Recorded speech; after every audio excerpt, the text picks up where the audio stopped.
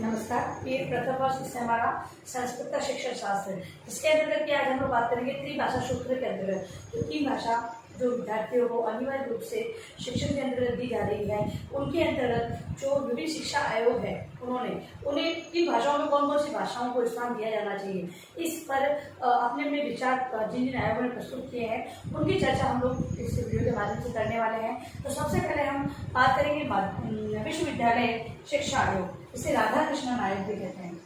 विश्वविद्यालय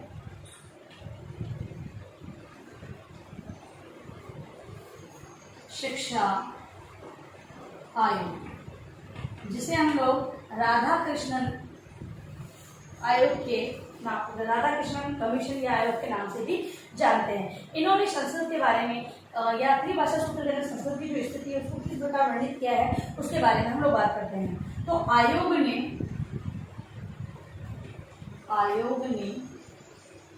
कक्षा 9 एवं 10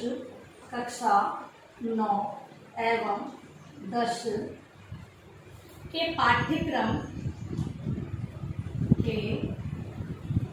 पाठ्यक्रम में शास्त्रीय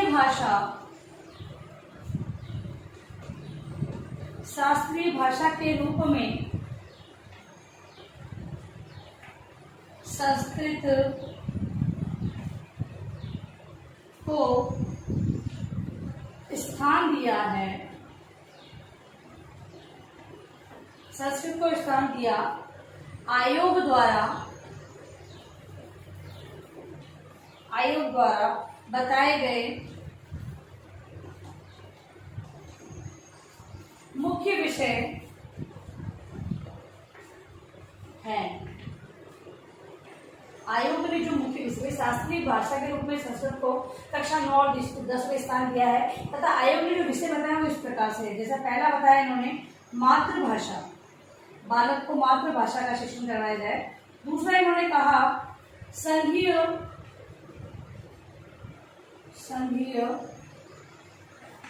भाषा या शास्त्रीय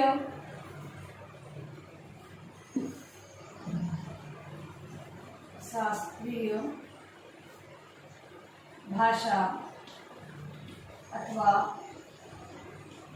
आधुनिक शास्त्रीय भाषा। दूसरी इन्होंने संघीय भाषा या शास्त्रीय अथवा आधुनिक भाषा को दिया है।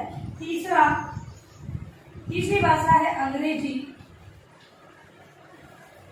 चौथी इन्होंने प्रारंभिक गणित। पांचवा इन्होंने सामान्य विज्ञान तथा छठा इन्होंने सामाजिक अध्ययन।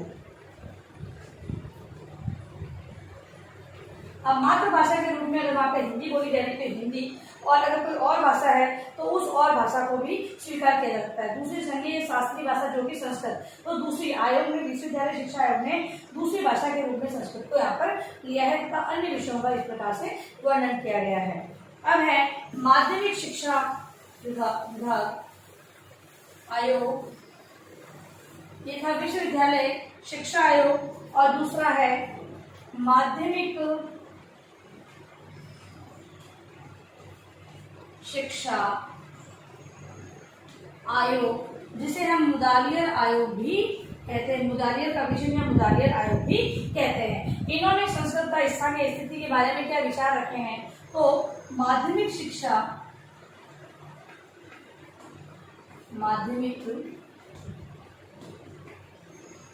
के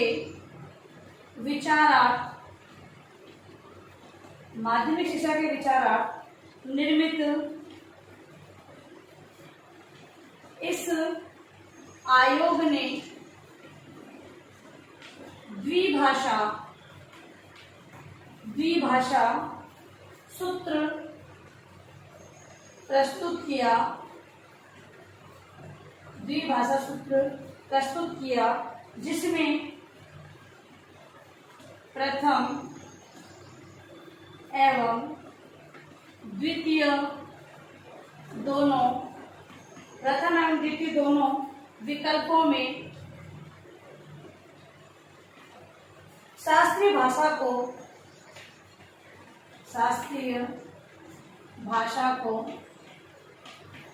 स्थान दिया। कहने का तात्पर्य शास्त्रीय भाषा यानी संस्कृत भाषा की बात हो रही है, तो पहली भाषा और दूसरी भाषा दोनों के अंदर संस्कृत को दिया। पहली भाषा के रूप में भी संस्कृत को अपनाया जा सकता है, तो दूसरी भाषा के रूप में भी संस्कृत को अपनाया जा सकता है। तो पहला इन्होंने बताया कोई एक भाषा, इनमें से जो मैं बताने वाली हूँ लेनी है, तो एक भाषा पहली है इसमें मातृभाषा, क्षेत्रीय भाषा,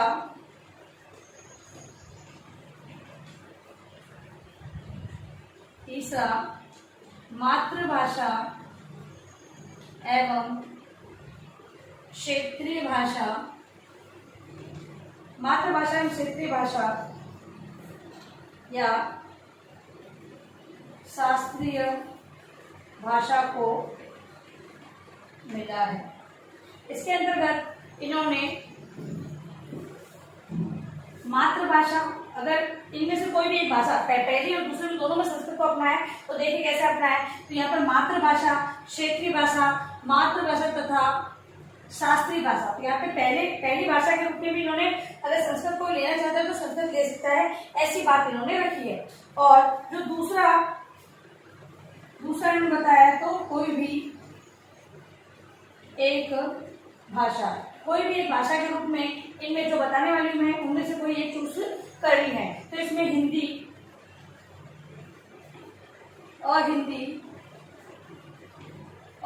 भाषी क्षेत्रों के लिए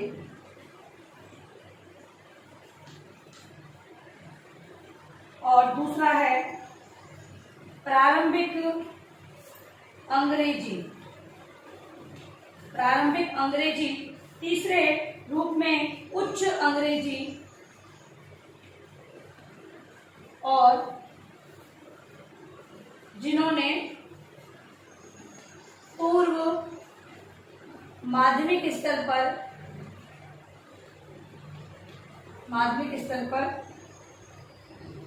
अंक पढ़ी हो। देखो इन्होंने बताया कि हिंदी या अंग्रेजी, हिंदी भाषा को लेना है तथा जो जहाँ पर अहिंदी भाषी क्षेत्र है वहाँ के लिए उन्होंने कहा है, तथा दूसरे बताया प्रारंभिक अंग्रेजी, इनमें से कोई भी एक लेनी है, मतलब कि पहली और दूसरी लैंग्वेज लेनी। तो यहाँ पर भी संस्कृत हो सकती है, यहाँ पर भी संस्कृत आएगी। तो पहले इन्होंने हिंदी के बारे में बताया, फिर है प्रारंभिक अंग्रेजी और उच्च अंग्रेजी के अंदर जिन्होंने पहले अंग्रेजी पढ़ी हुई है वो ये भाषा अंग्रेजी भाषा को चूज कर सकते हैं। तथा चौथी इन्होंने कोई भी एक आधुनिक भाषा और पांचवी इन्होंने कोई भी एक विदेशी भाषा तथा छठी है कोई भी एक भारतीय भाषा। कहने का मतलब ये द्विभाषा सूत्र पर विचार रखते हैं। तो पहली जो भाषा इनमें से कोई एक भाषा को ली जाए तथा इनमें से भी कोई एक भाषा को ली जाए। तो द्विभाषा सूत्र के अंतर्गत दो भाषाओं के बारे में इन्होंने अपने विचार प्रस्तुत किए गए, जहाँ पर शास्त्रीय भाषा को भी और भारतीय भाषा को भी अपनाया गया है। इस प्रकार से इन्होंने अपने विचार प्रस्तुत किए हैं। इसके बाद है केंद्रीय सलाहकार बोर्ड। तीसरा है केंद्रीय सलाहकार बोर्ड। केंद्रीय सलाहकार बोर्ड ने जो संस्कृत भाषा के स्थान है उसको या भाषा का जो स्थान दिया गया है उसके बारे में इस प्रकार से बताया है। प्रथम प्रारूप, इन्होंने दो प्रारूप बताया है, इसमें प्रथम और द्वितीय प्रारूप। तो प्रथम प्रारूप में इन्होंने भाषा का जो रूप बताया उसमें मातृभाषा, दूसरा क्षेत्रीय भाषा, तीसरी भाषा है मातृ तथा क्षेत्रीय भाषा का मिश्रित रूप, और चौथी इन्होंने बताई है मातृभाषा तथा सांस्कृतिक सांस्कृतिक भाषा का मिश्रित पाठ्यक्रम। मिश्रित पाठ्यक्रम। अगली बताई इन्होंने क्षेत्रीय भाषा तथा सांस्कृतिक भाषा का मिश्रित पाठ्यक्रम। और अगली है वो हिंदी या अंग्रेजी तथा सातवीं आधुनिक भारतीय भाषा या यूरोपीय भाषा। ठीक है, तो इन्होंने प्रारूप, पहला प्रारूप ये वाला बताया है और तथा जो इसका दूसरा प्रारूप है उसके अंतर्गत इन्होंने द्वितीय प्रारूप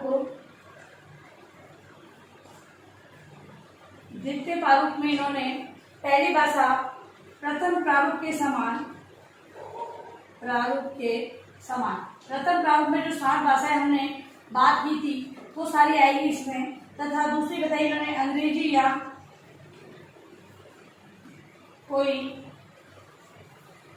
एक यूरोपीय भाषा, अंग्रेजी या कोई एक यूरोपीय भाषा। तीसरी हिंदी और हिंदी भाषी क्षेत्र के लिए तथा भारतीय भाषा हिंदी क्षेत्रों के लिए। तो इस प्रकार से इन्होंने अपने संस्कृत के स्थान को, बल्कि भारतीय भाषा के अंतर्गत हम लोग संस्कृत को भी तृतीय भाषा के रूप में लेते हैं। तो केंद्रीय सलाहकार बोर्ड है वो प्रथम प्रारूप द्वितीय प्रारूप के अंतर्गत इसी प्रकार से इन्होंने वर्णन किया है कि इस प्रकार से भाषा को स्थान दिया गया है। और उस समय इन आयोगों द्वारा अपने में विचार प्रस्तुत किए गए कि इस प्रकार से भाषा को स्थान दिया जाना चाहिए तथा संस्कृत को अपना स्थान मिल सके, इसी आधार पर इन्होंने अपने विचार प्रस्तुत किए थे। अगली के अंदर गृह कार्य प्रश्न आप लोग गृह कार्य प्रश्न है विश्वविद्यालय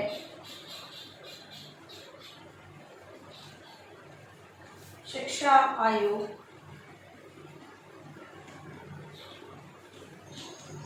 माध्यमिक शिक्षा आयोग तथा केंद्रीय सलाहकार बोर्ड द्वारा त्रिभाषा सूत्र की स्थिति और स्थान पर क्या विचार दिए गए उन्हें स्पष्ट करें। अब आपको जो हमने 3 आयोगों के बारे में हमने पढ़ा है जिन्होंने अपने अपने विचार संस्कृत भाषा सूत्र में संस्कृत भाषा को स्थान या स्थिति के बारे में जो विचार प्रस्तुत किए हैं, जो हमने आज समझे हैं, उसी को अपने होमवर्क में लेकर लाना है। और अंत में इस महामारी के दौर में कम से कम आवश्यक कार्य होने पर बाहर निकले। आप बाहर निकलते 3 बातों का विशेष ध्यान रखें। मास्क लगाए, सोशल डिस्टेंस रहें और हाथों को वापस सैनिटाइज करते रहें।